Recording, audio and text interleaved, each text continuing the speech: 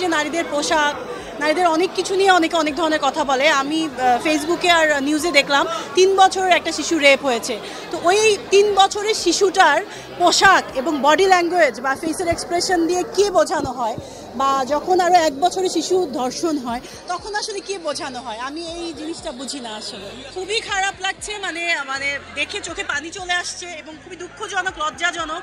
Shooting আমি খুব একটা পোস্ট আপডেট দেই না, সিনেমা আসার আগে সেটা দিই। আমার বইয়ের শুটিং অলমোস্ট হাফ ডান হয়ে গেছে, আরও একটু বাকি আছে। দেন তছনছ সিনেমায় ঢুকবো, আর বেইমানের শুটও শেষ হয়ে গেছে, ডাবিং আর একদিন বাকি আছে। সো এই তো সোফার।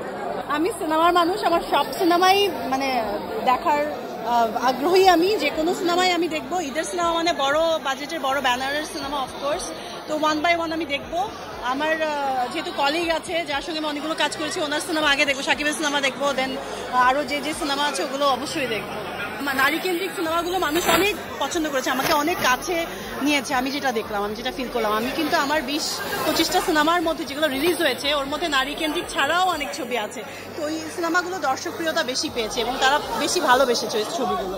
তার মানে সমাজে এমন কিছু বিষয় আছে যে ওইটা দেখতে পছন্দ করে। সবসময় নট নেসেসারি যে ওটা অ্যাকশন নিয়ে হতে হবে, কোনো রিভেঞ্জ স্টোরি আছে, ক্রাইসিসের গল্প আছে, অনেক ধরনের গল্প আছে নারীকেন্দ্রিক।